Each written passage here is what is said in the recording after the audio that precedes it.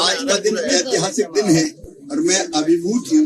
सत्यमेव जयते, अंततः सत्य की विजय हुई है और फिर ये सिद्ध हुआ कि सत्य पराजित नहीं हो सकता। माननीय सर्वोच्च न्यायालय को मैं प्रणाम करता हूँ। हमने यही कहा था कि हम चुनाव चाहते हैं, लेकिन ओबीसी आरक्षण के साथ। कांग्रेस ने एक पाप किया था, चुनाव तो पहले ही हो रहे थे ओबीसी आरक्षण के साथ, लेकिन कांग्रेस के लोग ही माननीय सर्वोच्च न्यायालय में गए, जिसके कारण ये फैसला हुआ था कि ओबीसी आरक्षण के बिना ही चुनाव हो। हमने हर संभव प्रयास किया, कोई कसर नहीं छोड़ी।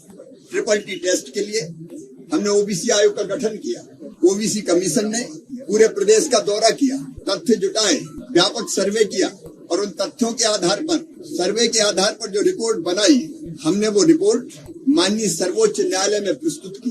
फिर माननीय सर्वोच्च न्यायालय ने निकायवार कहाँ कैसे सर्वे होगा उसकी रिपोर्ट मांगी। हमने निकायवार भी रिपोर्ट तैयार की और वो रिपोर्ट माननीय सर्वोच्च न्यायालय में प्रस्तुत की।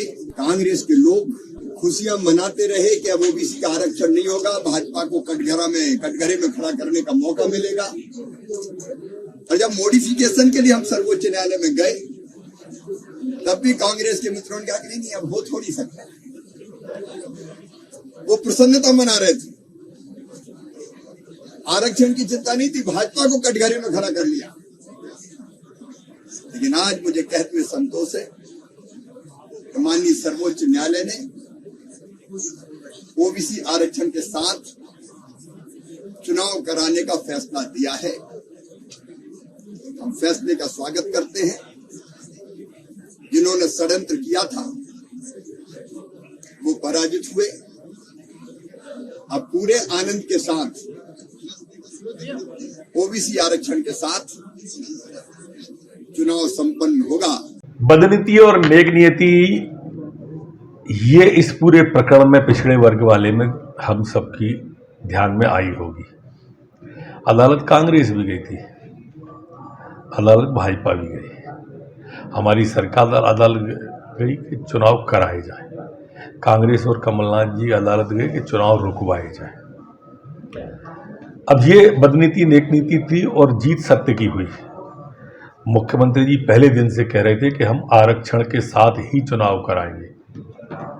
वो स्वयं दिल्ली लगातार गए, हम भी गए उनके साथ में, पूरी टीम गई दिल्ली, लगातार प्रयास किए और हमने पक्ष को रखा, ट्रिपल टी वाले उसको रखा।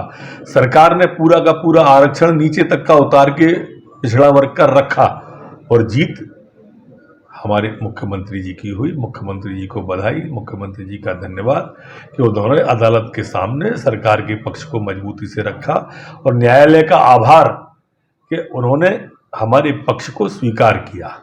और इसलिए बहुत बहुत बधाई। इस ओबीसी आरक्षण के साथ में अब सरकार चुनाव में जाएगी। देखिए, माननीय सर्वोच्च न्यायालय में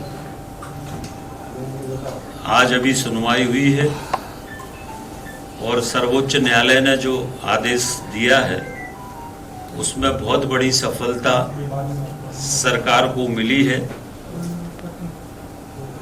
माननीय सर्वोच्च न्यायालय ने अपने आदेश में कहा है, जो हम लोगों ने मांग की थी कि 2022 के डिलिमिटेशन के आधार पर चुनाव हो, उसको माननीय सर्वोच्च न्यायालय ने मान लिया है।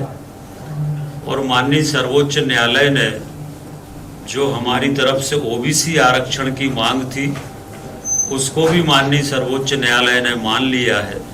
और माननीय सर्वोच्च न्यायालय ने ये कहा है कि सरकार 1 सप्ताह के अंदर ओबीसी का आरक्षण करे। ये निर्देश माननीय सर्वोच्च न्यायालय ने किए हैं। तो हमारी सरकार की बहुत बड़ी जीत, सफलता आज मिली है। मैं माननीय सर्वोच्च न्यायालय का हृदय से धन्यवाद करता हूं कि आज का निर्णय जन भावनाओं के अनुरूप और प्रदेश का जो हमारा ओबीसी समाज है उसके साथ आज बहुत बड़ा न्याय माननीय सर्वोच्च न्यायालय ने किया है।